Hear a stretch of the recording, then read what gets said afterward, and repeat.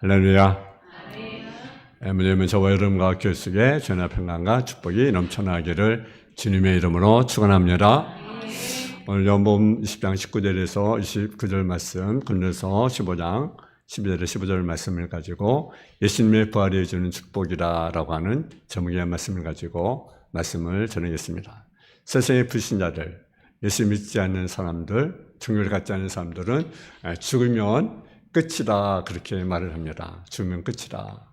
그리고 타 종교를 믿는 사람들은 죽으면 내세에 들어간다고 말하는데 어떤 종교로 내세에 대해서 분명히 밝힌 종교가 없습니다. 성철 스님이 물은 물이요 산은 산이다라는 말을 했습니다. 물은 물이요 산은 산이다. 그죠? 물은 물이고 산은 산이죠. 그죠?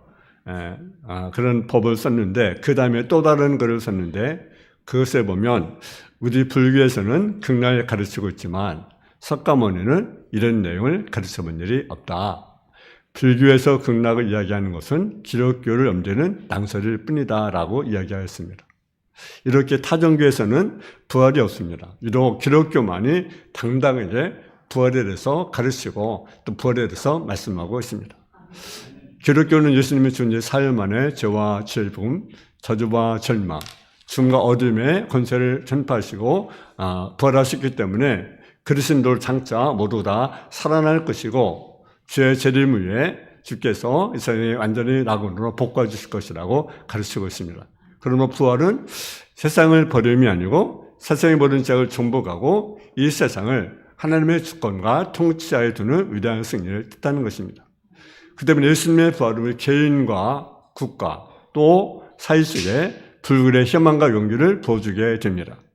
현실적으로 볼 때 사람들이 절망하고 있어요. 사람들이 절망. 경제도 어렵고 사회도 혼란스럽고 그러면 그 갈등 속에 있고요. 얼마나 지금 우리나라로만 해도 얼마나 많이 갈등합니까? 여야의 갈등, 지역의 갈등, 남녀노소의 갈등, 빈부 그 갈등, 끊임없는 갈등 속에 있습니다. 그리고 물가도 올라가지고 사람마다 많은 사람 물가가 너무나 올랐다고 이렇게 난리를 나고 있어요. 그래서 희망을 가져야 되는데 희망을 갖지 못하고 낙심과 절망 속에 또 불안 속에 살아가는 그러한 모습을 우리가 보게 됩니다. 마치 에스겔 꼴짝의 그 마른 뼈들처럼 희망이 보이지 않잖아요. 마른 뼈들. 근데 주님이 하시면 할렐루야. 주님이 하시면 우리는 희망이 있어요. 주님 안에 희망이 있어요. 예수 믿는 우리들은요 죽음으로써 이 세상을 하찮게 해버린 것이 아니라 때가 되면 모두 다 예수님의 부활의 권능으로 약한 몸이 강한 몸으로, 천 몸이 영화로운 몸으로, 썩을 몸이 썩지 않을 몸으로, 이의 몸이 신랑 몸으로 변화되어 영적인 세계와 이후적 상속받아 주와 함께 영원히 다스리게 될 것입니다. 부활신앙 그리스도인이 가지는 가장 큰 기쁨이고 영광이라는 사실이죠. 만약 기독교의 부활이 없다고 한다면요 타종교와 다를 바가 없는 거죠. 그렇잖아요. 예수님의 부활로 말미암아 기독교는 생명을 살리는 유일한 종교라는 사실이죠. 그럼 예수님의 부활이 주는 축복이 무엇입니까? 여러 가지 있는데 첫 번째는 우리에게 뭘 주십니까? 평강의 복을 준다라는 거죠. 평강의 축복을 우리에게 준다라는 사실이죠. 부활하신 후 예수님께서 하신 첫 번째 일은 사는 제자들을 만나는 일입니다. 그때 제자들은 어디서 어떤 모습하고 있었는지 아십니까? 그들은 골방에 숨어 있었습니다. 15절에 보게 되면 그들이 들여서 문을 잠그고 있었다고 말합니다. 문을 잠그고 있다는 것은 그때 제자들의 마음을 잘 표현해주는 말입니다. 문을 잠근다는 것은 무엇인가 두려움이 마음에 있다는 것 아니겠습니까? 제자들은요 사람들이 무서웠어요. 햇빛도 무섭고 어쩌면 바람조차도 무서웠습니다. 마음이 온통 두려움에 가득 찬 그들의 모습을 우리가 보게 됩니다. 그 자리에 웃음이 있겠습니까? 그 자리에 감사가 있겠습니까? 그 자리에 기쁨이 있겠습니까? 평안과 여가 있겠습니까? 근데 새벽에 놀라운 소식이 왔는데 그것을 무덤에 갔던 베드로 요한이 전해든 예수님 무덤에 시신이 없어졌다는 사실을 듣게 됩니다. 또 막달라 마리아가 전해든 예수님의 부활의 소식을 듣게 되었습니다. 그러나 이 소식을 듣고도 그들은 두려움이 사라지지 않았어요. 왜? 믿어지지 않았기 때문에 그렇습니다. 어떻게 죽은 자가 살아날 수가 있는가? 믿을 수가 없는 거죠. 그래서 마음은 여전히 굳게 닫혀 있었던 것입니다. 한번 생각해 보십시오. 예수님은 이미 새벽에 부활하셨습니다. 근데도 제자들은 밤이 다 되도록 무서워 떨고 있어요. 이런 제자들에게 예수님이 부활의 몸으로 나타나셨습니다. 굳게 닫힌 문을 뚫고, 그리고 예수님이 그대에 나타나서 뭐라 했습니까? 너에게 평강이 있을지어다. 할렐루야. 저는 깜짝 놀랐고 또 감격했습니다. 믿어지지 않는 일이었지만 사실이었습니다. 얼었던 얼음이 녹듯이 마음이 풀어졌습니다. 그럴만같이 그들이 무엇이 찾아왔습니까? 평강이 찾아오게 되었습니다. 여러분의 마음을 열어야 됩니다. 이전에 마음이 굳어서 문을 잠그고 숨은 제자들 같은 분들이 있습니다. 그런데 마음이 닫혔기 때문에 그렇습니다. 이런 분들은 이 시간 부활의 주님께 주시는 평강을 소유하셔서 정말 놀라운 얼굴이 활짝 펴지고 몸에 긴장이 풀어지기를 제 이름으로 축원을 드립니다. 두 번째는 부활의 주님이 주신 축복이 무엇입니까? 기쁨의 축복을 준다는 사실이죠. 우리 주의 살펴 아직도 많은 성도들이 자신도 모르는 마음의 문을 걸어 잠그고 살아가고 있는 것을 우리가 보게 됩니다. 이제 우리 마음의 문을 열어야 됩니다. 그래서 여러분 마음속에 생명의 빛, 기쁨의 빛, 능력의 빛이 들어가오게 하십시오. 신선한 공기가 마음을 통하게 하시고 가정을 통하여 돌아오게 하십시오. 부활의 주님 여름에 찾아오셨습니다. 부활의 주님을 만났을 때 제자들이 어떤 역사가 나타납니까? 제자들의 심령으로 부활의 역사가 나타나는 사실이죠. 예수님은 요한복음 11장 25절에 말씀합니다. 나는 부활이요 생명이니 나를 믿는 자는 죽어도 살겠고 무릇 살아서 나를 믿는 자는 영원히 죽지 아니하리라. 우리는 복음이라는 말을 많이 듣습니다. 복음. 그런데 많은 사람이 그 뜻을 잘 알지 못합니다. 복음은 무엇입니까? 기쁜 소식입니다. 기쁜 소식. 무엇이 기쁜 소식입니까? 물론 여러 가지 있죠. 사람은 다르겠죠. 난 이 소식 기쁜 소식이야. 근데 진정 기쁜 소식은요, 예수님 죽었다가 다시 살아난 부활의 소식이. 부활의 소식. 우리가 아는 기쁜 소식은 예수님의 부활입니다. 이 땅은 죽음이 지배하고 지금 악노타고 있어요. 우리 인생은 마찬가지입니다. 그렇지 않습니까? 어떻게 우리가 죽으려고 사는 것 같습니다. 우리 인생의 제일 목적지가 죽음이라 한다면 얼마나 비참합니까? 예수님이 부활하기 전까지는요, 지금 아무도 부활한다는 것을 상상조차 하지 못했어요. 부활한 학문도 없고요, 전설도 없습니다. 그러나 예수 그리스도가 부활하심으로 인간이 다시 산다는 진리가 전파되기 시작했습니다. 이제는 사는 우리의 목적지가 있습니다. 사도 바울은 부활이라는 놀라운 소식을 들었을 때 그가 전심을 노리겠던 유익하다는 모르고 썼더니가 배설물로 이겼습니다.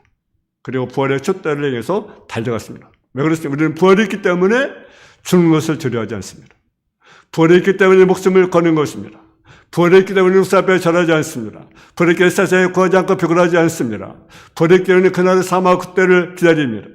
부활했기 때문에 즐겁다는 것들을 초월하고 포기할 수가 있습니다. 부활했기 때문에 우리는 승리할 수가 있는 것입니다.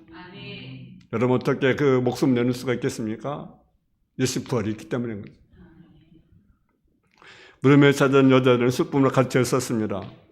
그러나 예수님이 살아났다는 말은 슬픔을 기쁨으로 바꿨습니다. 부활의 신앙은 사람들의 슬픔을 기쁨으로 바꿔버리는 생명의 열쇠라는 사실이죠. 희랑 야르의 딸 난생의 그 가부 여름 나사로, 그러나 생명자님께서 달리라고 하시니 죽은 자가 일어났고 앉았고 말했습니다. 음식을 먹었습니다. 그 놀람과 기쁨뿐이었습니다. 여러분에게 그런 기쁨이 충만하기를 제 이름으로 축원합니다. 뿐 아니라 소망의 축복이라는 사실이죠. 예수님 십자가에 못 박혀 돌아가셨습니다. 근데 제자들은요 절망이었습니다. 왜? 모든 것을 다 버리고 주님을 따랐는데 예수님 십자가에 돌아가셨잖아요. 얼마나 절망했습니까? 얼마나 슬프겠습니까? 제자들은 뿔뿔이 흩어져 버렸고 아무런 소망도 가질 수 없었습니다. 저기 무덤에 있어야 할 시신조차로 보이지 않자 모두가 절망에 빠졌습니다. 더욱이 누가복음 14장 13절부터 24절까지 보게 되면 엠모로 가는 두 이야기가 나오는데, 이들은 두 사람은 이 십자가의 죽음과 무덤에 묻혔다는 소식을 접하고 깊은 시리와 실망감에 빠져서 예루살렘을 떠나 엠마로로 스스로 내려가게 됩니다. 이제 부활의 주님은 수제에 나타나 우리에게 주었습니다. 그렇습니다. 예수님 우리가 권고할 때 나타나셔서 슬픔을 줍을 때 나타나셔서 말씀하십니다. 서고 보고 지는 자들아 다 내게로다. 내가 너희를 쉬게 하리라. 아멘. 엠마누엘에 간 두 자는 예수님이 받았던 소식을 예수님이 실제 양육으로 묻었다는 저들에게 들었음에도 불구하고 믿지 않냐고 낙심 가운데 예루살렘을 떠나 엠마로 내려가고 있습니다. 오늘 여기 앉아 계신 여러분 중에도 오늘이 부활절이라는 사실은 알지만 부활의 주님 직접 만나본 경험이 없다고 한다면 우리는 슬픔과 낙심과 절망 속에 살아갈 수밖에 없습니다. 하지만 예수님은 이런 제자들에게 찾아오셔서 대화하시고 말씀을 주시고 그들의 영안을 열어주셔서 부활의 주님을 발견하게 하시고 회복하게 하셨다는 사실을 우리가 믿습니다. 우리가 부활의 주님을 만날 때 이렇게 변화될 수 있습니다. 예수님께서 죽었다 부활하신 것을 죄악을 청산하고 부활하신 것으로 우리 영혼을 살려주시고 하나님과 교통하게 하심으로 영혼 구원의 소망을 채워주게 되게 된 것입니다. 네 번째는 우리가 어떤 축복을 주십니까? 믿음의 축복을 준다는 사실이죠. 부활의 주님을 배웠고 경배하나 오히려 의심만 들었다는 거죠. 예수님이 살았다는 것과 말이 보였다는 것을 듣고 믿지 않았습니다. 두 사람이 가서 저에게 알려줘도 믿지 않았습니다. 그제 도마는 저에게 실제로 예수님의 몸을 만져보기 전에 믿지 못하겠더라. 이때 예수님이 직접 몸을 보여주었습니다. 그러면서 말씀하십니다. 너는 나를 본 거 믿느냐? 보지 못하 믿는 자가 복되도다. 할렐루야. 말씀 부활을 통해 우리 믿음을 더욱더 견고케 하셨습니다.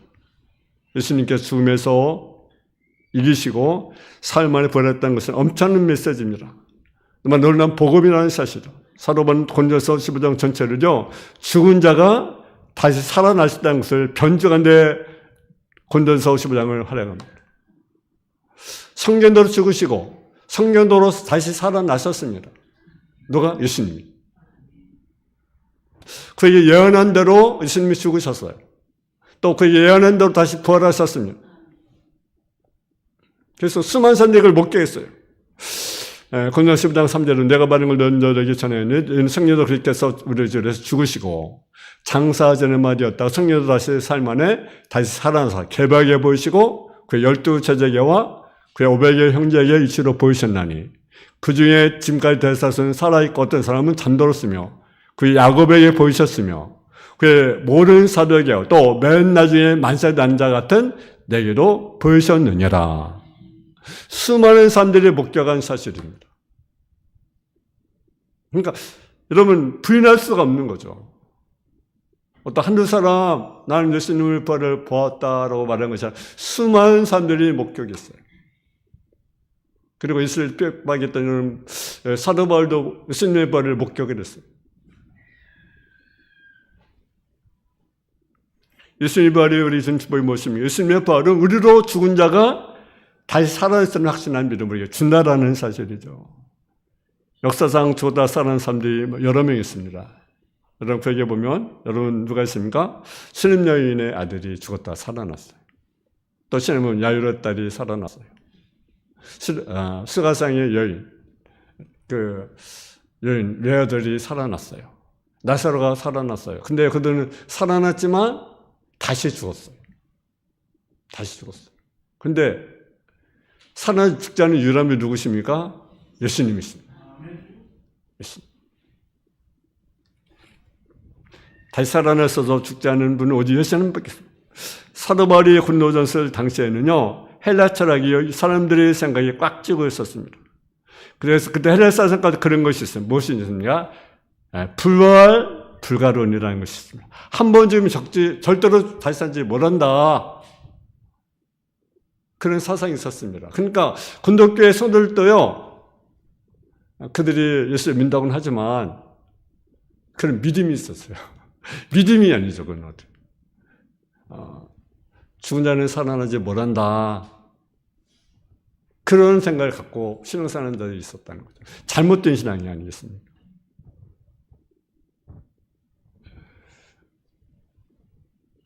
12절에 보면 이런 사람들에게 바로 엄정한 책망합니다. 너희 중에 어떤 이들이는 어찌하여 죽은 자 가운데 벌이 없다 하느냐. 벌이 없다 하느냐. 그렇게 죽은 자 가운데 살아라 전파되었고 너희 중에 어떤 사람들 어떤 사람 죽은 자 가운데 벌이 없다 하느냐. 죽은 자 벌이 없으면 그리스도 다시 살아나지 못하셨으리라. 그리스도께서 만일 다시 살아나지 못하셨다면 우리가 전파하는 것도 헛것이고 너희 믿음도 헛것이다. 그런데 예수님의 부활을 하셨습니까? 안 하셨습니까? 하셨습니다. 또 예수님의 부활은요, 우리의 믿음과 구원을 확실하게 보장해 준다는 사실입니다. 고린도서 15장 17절에서 19절의 내용 중에 이런 말씀이 있습니다. 그리스도께서 만일 다시 살아나는 일이 없으면 너희 믿음이 헛되고 너희가 전 집 가운데 있을 것이요. 또한 그리스도 안에 잠자는 자들이 망하시니 만일 그리스도 안에서 우리가 바라는 것이 다음 생의 삶뿐이면 우리 모든 사람 가운데 우리가 더욱 불쌍한 자녀라. 여러분, 우리가 예수님이 부활이 없다 한다면 우리 믿음이 헛되다. 믿어봐야 소용이 없다라고 말합니다. 소용이 없다. 또 우리의 죄는 하나 용서받지 말하고 그도 남아있을 것이고 만일 예수님이 죽은 자 가운데 다시 살지 못했다 한다면 우리보다 먼저 세상을 떠난 사람들이 아무리 좋은 믿음을 가지고 떠났더라도 다 소망이 없는 자들이라는 뜻입니다. 어디에 가서 있을지 뻔하다는 거죠. 또 예수님이 부활하지 않았다 한다면 이 세상 사람 가운데 제일 불쌍한 사람이 누굽니까? 바로 예수 믿는 사람이라고 하는 거죠. 그래서 19절에 보게 되면 만약 그 세상에 우리 살아가는 것이 다만 인생의 삶뿐이면 모든 사람들 가운데 우리가 더 불쌍한 자다. 바로 정말 인간적인 말을 했습니다. 가만 한번 생각해 보십시오. 바울이 한번 예를 들어 한번 생각해 보십시오. 바울이요, 그리스도의 부활을 전하다가 어떻습니까? 매도 맞았고요. 그리고요, 천대받아 살아가서 나중에는 로마 감옥에 살다가 고생하다가 끌려 나와서 참생을 당한 인간적으로는 비참한 인생이었습니다. 결혼도 하지 않았고요.